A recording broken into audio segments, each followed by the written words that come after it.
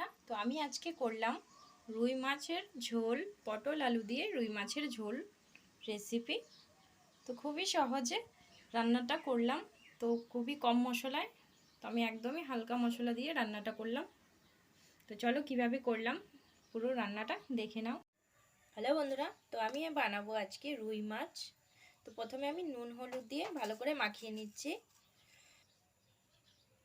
তো ভালো করে এবারে মাখিয়ে নেব। তো নুন হলুদ মাখানো হয়ে গেছে, তো এবার এগুলো ভেজে নেব। তো কড়াইটা এখানে বসিয়ে দিলাম, দিয়ে দিচ্ছি পরিমাণ মতো তেল। তো এখানে কিন্তু তেলটা গরম হয়ে গেছে, তো এবার আমি একে একে মাছগুলো ভেজে নেব।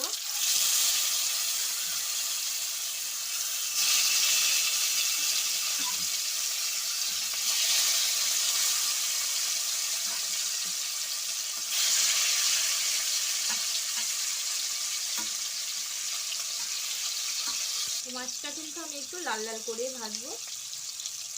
আর আমি মাছটা করব হচ্ছে পটল আর আলু দিয়ে পাতলা করে ঝোল করব। মাছগুলো এবারে আমি উল্টে দেব। এক পাশ ভাজা হয়ে গেছে।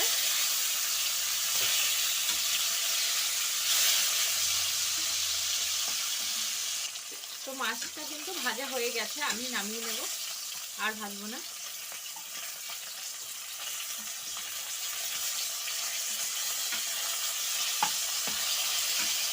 মাছগুলো ভাজা হয়ে গেছে, এবার আমি পটলগুলো ভেজে নেব।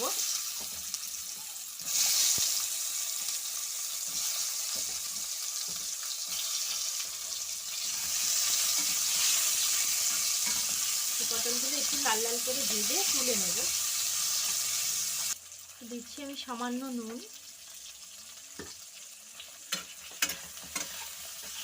তাহলে সেদ্ধ হয়ে যাবে, তাড়াতাড়ি ভাজাও হয়ে যাবে।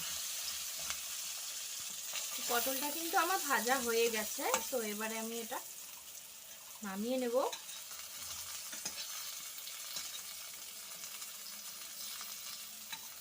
পটল দিয়ে কিন্তু মাছের ঝোল খেতে দারুণ লাগে, আর পাতলা করে একটু করলে। কম মশলায় আমি করব, বেশি মশলা দেব না। তো কড়াইতে আমি আরও কিছুটা তেল দিয়ে, তো তেলও আমি অতিরিক্ত দেব না, তো দিচ্ছি একটা তেজপাতা। আমি দেব কালো জিরে ফোড়ন, জিরে দিচ্ছি না আজকে, কালো জিরে দিয়ে করব।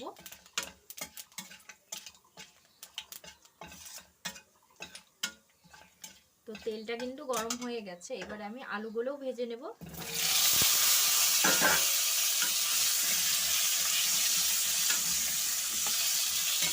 তো দিচ্ছি একটু নুন, একটু কি পরিমাণ মতো নুন দিয়ে দিলাম। দেব হচ্ছে একটু হলুদ গুঁড়ো, দিচ্ছি হলুদ গুঁড়ো দিয়ে একটু সুন্দর করে লাল লাল করে আলুটাকে ভাজবো।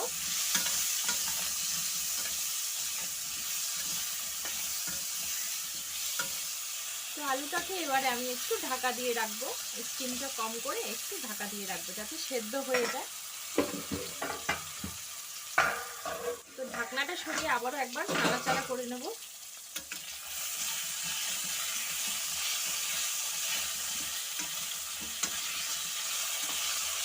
তো আলুগুলো কিন্তু ভাজা হয়ে গেছে। তো এবারে আমি দিচ্ছি টমেটো আর কাঁচা লঙ্কা।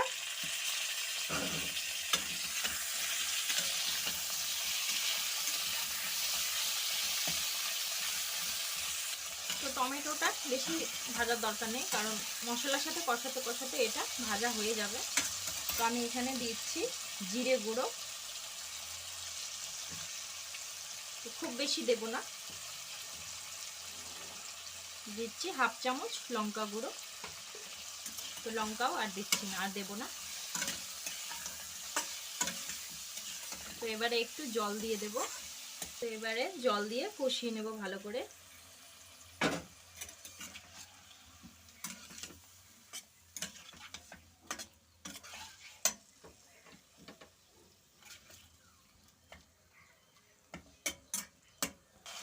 ভালো করে একটু কষিয়ে নেব। মশলার গন্ধটা চলে গেলে দিয়ে দেব গরম জল। আর তরকারিতে কিন্তু সবসময় গরম জল ব্যবহার করলে রান্নার কিন্তু স্বাদটা কিন্তু একদমই আলাদা হয় আর খুবই ভালো লাগে। রান্নাটাও তাড়াতাড়ি হয়ে যায়। তো এবারে কিন্তু আমি পটলগুলো ভেজে রেখেছিলাম, সেগুলো দিয়ে দেবো। একসাথে আবারও কষে নেব কিছুক্ষণ।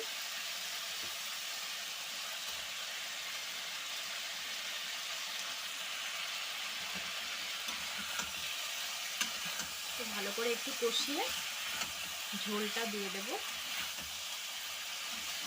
তো এভাবে পাতলা করে মাছের ঝোল খেতে কার কার ভালো লাগে অবশ্যই কমেন্ট করে করতে ভুলবে না, কমেন্ট করে জানাবে। আর এই সময় তো মানে পাতলা মাছের ঝোল খাওয়াই ভালো, বেশি তেল মশলা না খাওয়াই ভালো।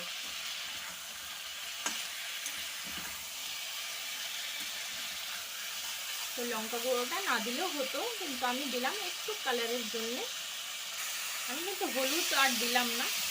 তো যে হলুদ ভাজাতে আলু ভাজাতে দিয়েছিলাম সে হলুদতে হয়ে গেল, আমি আর হলুদটা দিলাম না। একটু সামান্য একটু জল দিয়ে আর একটু কষবো, মশলাটা আরেকটু কষে নেব।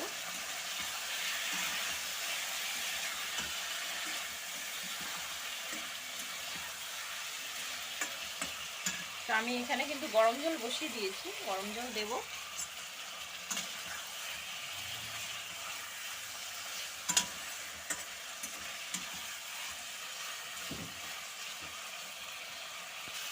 কিন্তু কষা হয়ে গেছে,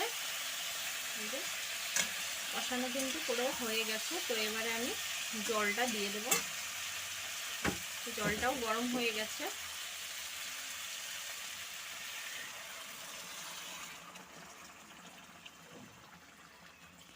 তো আমি একটু পাতলাই ঝোল করব, পাতলা করেই করব, তাই একটু ঝোলটা বেশি দিলাম। গরম জল দেওয়ার কারণে কিন্তু ঝোলটা তাড়াতাড়ি ফুটে গেল। তো এবারে আমি দিয়ে দেব মাছগুলো।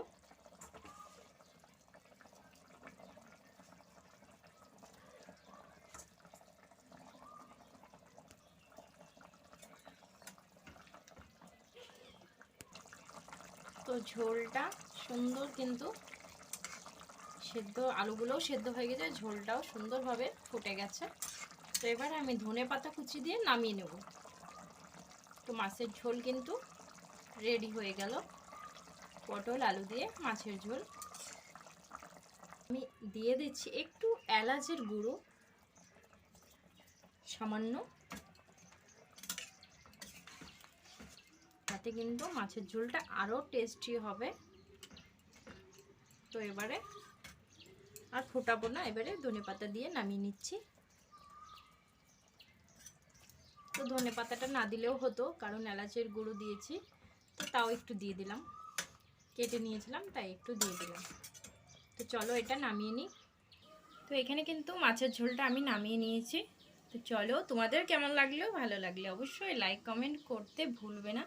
তো চলো, পরবর্তী ভিডিওতে আবারও দেখা হচ্ছে। ততক্ষণের জন্য তোমরা ভালো থাকো, সুস্থ থাকো। তো চলো, চ্যানেলে যারা নতুন আছো তো চ্যানেলটিকে প্লিজ সাবস্ক্রাইব করে আমাকে সাপোর্ট করো। তো চলো, পরবর্তী ভিডিওতে আবারও দেখা হচ্ছে নিত্য নতুন কোনো রান্না নিয়ে। তো চলো, টাটা।